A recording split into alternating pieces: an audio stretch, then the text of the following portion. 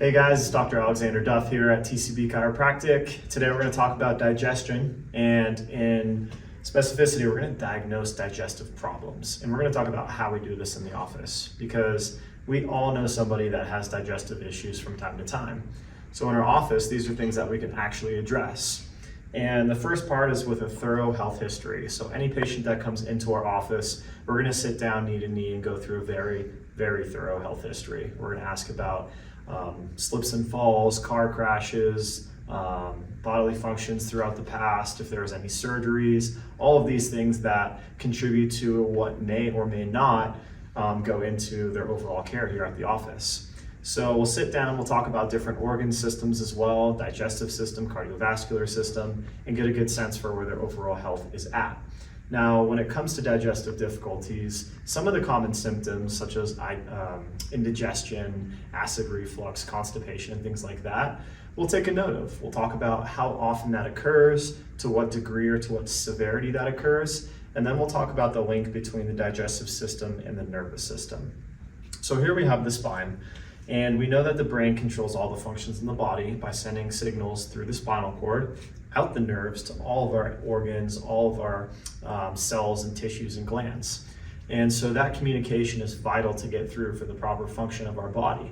Now, when it comes to the digestive system specifically, there are a lot of nerves that start all the way up top in the neck, in the cranial nerves, specifically the vagus nerve, as well as a lot of the nerves in the thoracic spine and the lumbar spine that'll go to the digestive system.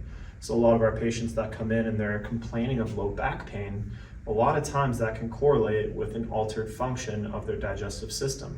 Sometimes it'll be constipation or diarrhea or hemorrhoids. Sometimes it could just be gassiness. It could even be indigestion.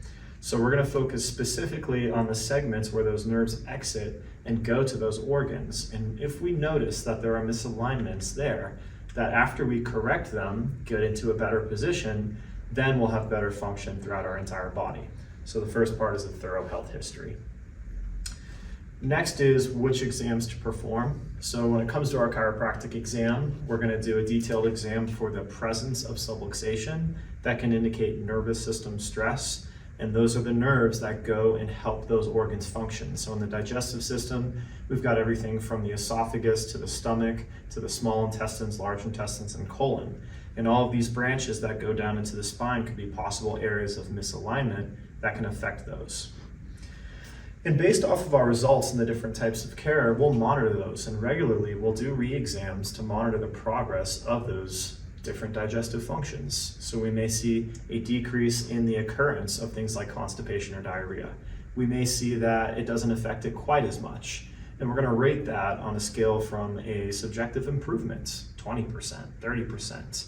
It's completely gone. And then we'll alter our care based off of those results. And that's pretty much how the new patient process works. We'll sit down, we'll go through our consultation, we'll go through our exam, and then if we accept that case, then what we'll do is we'll begin with the treatment, which involves adjustments, exercises, possibly even traction, to help remove the subluxation and nervous system stress.